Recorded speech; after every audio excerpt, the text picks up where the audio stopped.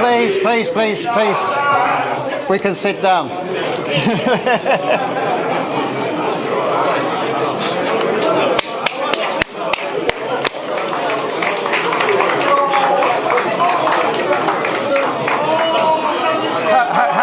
Hello. This is democracy, and we have half an hour for some proper conversation now, including some questions both from inside the hall here, but we have many thousands of people watching us on live stream. So welcome if you're on Zoom and on Facebook Live. Mr. Tinubu, I'm going to take questions in threes, so please just, we'll keep track of them, but so we get reasonable number of questions in.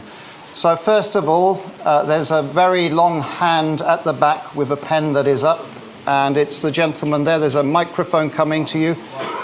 Please introduce yourself. Thank you very much. Go ahead. Patrick Smith from Africa Confidential. Mr. Governor, welcome to London. This week, the Central Bank of Nigeria tweeted that the NNPC has not remitted 1 kobo of oil revenues in the past 6 months, at a time when Brent crude, I think, is above 80 a barrel, heading upwards.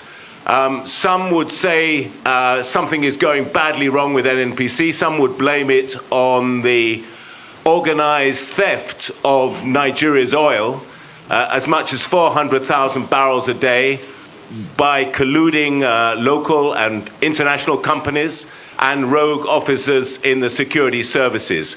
What is your solution to this very pressing problem? Thank you very much. As you remember, Chatham House produced a report some years ago, and your current president described it about blood oil when he was here, President Buhari. So the lady just there, please, yes, you, yeah, madam, please go ahead. Second question. Right, can I sit or stand? Stand up, then people can see you, please. Right, good afternoon all. Your Excellency, wonderful. The question I wanted to ask, you have touched on briefly. My name, first of all, is Baroness Tinuke Davis Kensington. I'm a Nigerian. You've touched on security, very important issue in Nigeria. But you've not told us how you're going to manage this. We'd like you to tell us how you will manage security in Nigeria. And second part of my question, there's loads of kidnapping of women and girls in Nigeria, rape of our young children in Nigeria. Can you tell us, Your Excellency, how this will be managed? Thank you. Thank you very much for being very precise. Mr. Tinubu, we had many questions coming in live stream about how you're going to combat terrorism and violence against women, including from Bolupi Omosori. So the gentleman right here on the corner, yes, you, sir. There's a microphone there. Please go ahead. Please be no long speech. We don't have time. So put your phone down. You're an intelligent gentleman. I know you can ask it straight. Well, my name is Odiana Sadamnek Matthew. Thank you, Asiwaju Bola Tinubu, for taking this opportunity to come and speak to us. You may know that I was one of your beneficiaries, even though I grew up in Lagos, but I was never a native. But I was granted the opportunity to work in Lagos State, even though I was from a different state. So that, tells me about how your policy is likely to be. But my question is this, because having worked for 10 years, there as a social development worker and youth worker during your administration in Lagos State, before coming here to qualify as a solicitor, practicing here in the UK, I'm more concerned about the young people. What program do you have for our young people? As you know, most political parties benefit from they benefit from the goodwill of young people. Okay. And so have you got plans, that will generate training, appointments, thank you. and also job security? Okay, thank you so much. So what are your plans for youth, young people? If you would like to answer the questions, Mr. Tunumbu. Please, if we can keep quiet for one conversation here. Thank you. Go ahead. Let me once demonstrate here. One of those philosophers I wanted doctrine that I believe firmly in is teamship. Unbreakable team. To demonstrate that, I will choose the first question, assign it to Dele Alake. Okay. And the second question, assign to Nasiru El-Rufai.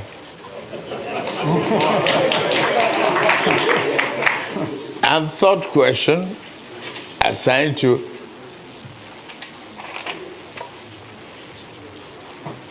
Ben Ayade. All right, so can we have microphone coming in the front? And the first question is about blood oil. Oil. There, this gentleman. There. Yeah, El-Rufai, I can see him. Yeah. Please go ahead. Security, Nasiru El-Rufai. Yes, thank you very much for that. Now, the issue of oil theft in Nigeria is deep-seated, and it's been long-standing. It's been there. It's not a new development, as we all know. It's been there for decades, and then we discover the various dimensions daily. Now, the incoming administration, by the grace of God, of Bola Ahmed Tinubu, has devised some novelties in terms of strategies. First of all, to combat oil theft is tied to the security situation of Nigeria. Now, the questioner has linked it with connivance with the security agencies. Now, the Bola Ahmed Tinubu administration has a three-pronged approach to this. In terms of regenerating, revamping, and recalibrating the security equipment, technology, that's one. The human angle, in terms of the size of the security too. Today we have over 200 million people, and there's no way the current strength of our security agencies can adequately cope with the gargantuan and enormous problems of security, securing lives and property. So the personnel of all the security or coercive agencies will be increased to cope with the large population of Nigeria. That's another dimension. The third dimension is really employing state-of-the-art technology like drones. We know today that there is, in terms of kidnapping, in terms of even identify the oil theft and the oil pipelines, the illegal pipelines that have been rigged, that have been embedded in the ground for years.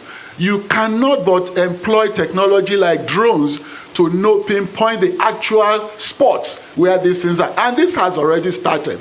The current administration actually is making very good strides in this respect. They've been unearthing and discovering and arresting, apprehending the culprits in charge of all. So this will be intensified. It will continue and actually be taken to a higher level, such that in the first 6 months of the Bola Ahmed Tinubu administration, oil theft will not only be reduced tremendously, the goal is to stop it in its entirety. I think that's all.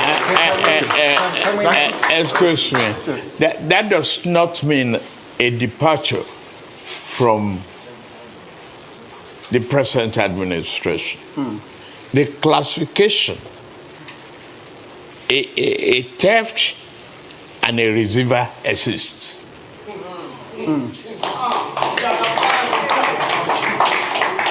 So you have to classify the receiver as taking blood money.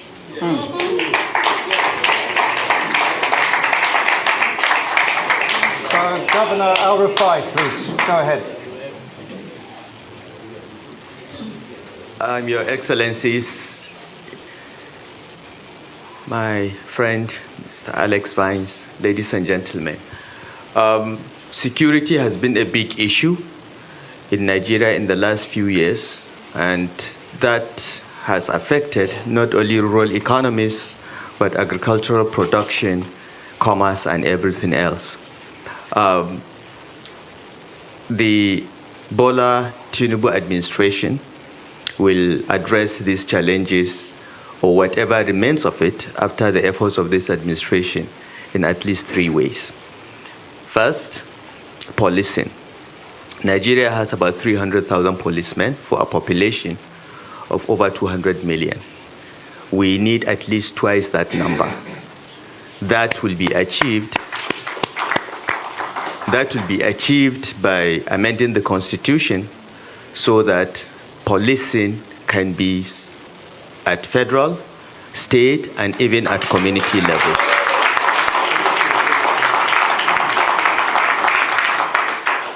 With increased security footprint, there will be less and less of criminal activity. The second step is to look at our armed forces and security architecture. Nigerian armed forces are not more than 200,000 in size, the Army, Navy, the Air Force. While some countries are even looking at a space military, we are struggling with just less than 200,000 members of the armed forces for a country with a population of 200 million plus. The numbers, the equipment, the skills, and the training of the armed forces will be scaled up, will be increased rapidly to meet the asymmetric nature of the security challenges that we face.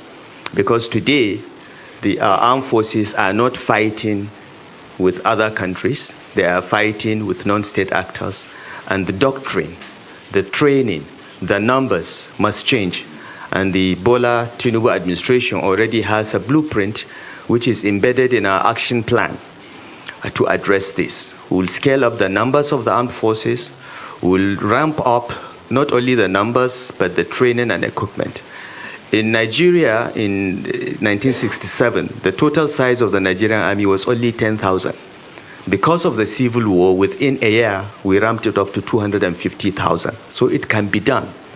And what we are facing in Nigeria today, banditry, terrorism, separatism, and oil theft, requires a new approach towards security, enhancing the numbers, providing enhanced technology, and collaborating with the rest of the world to ensure that our country is not only internally safe, but not a threat to our neighbors.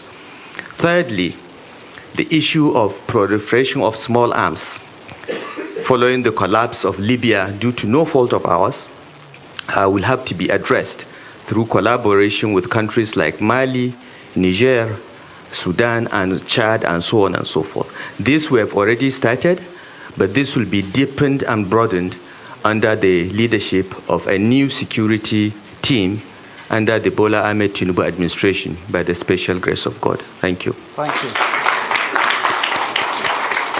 We have a third question on education and youth, of which we have got about 30 questions on this that have come in, including from Mariam Haruna. So, Mr. Tunumba, maybe you'd like to answer that question. I would love to do so.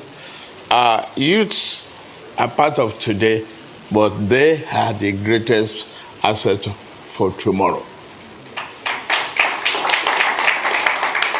We need to prepare them from now, from our all-inclusive government. The youth has been part of that. I want the governor of Lagos State to stand up.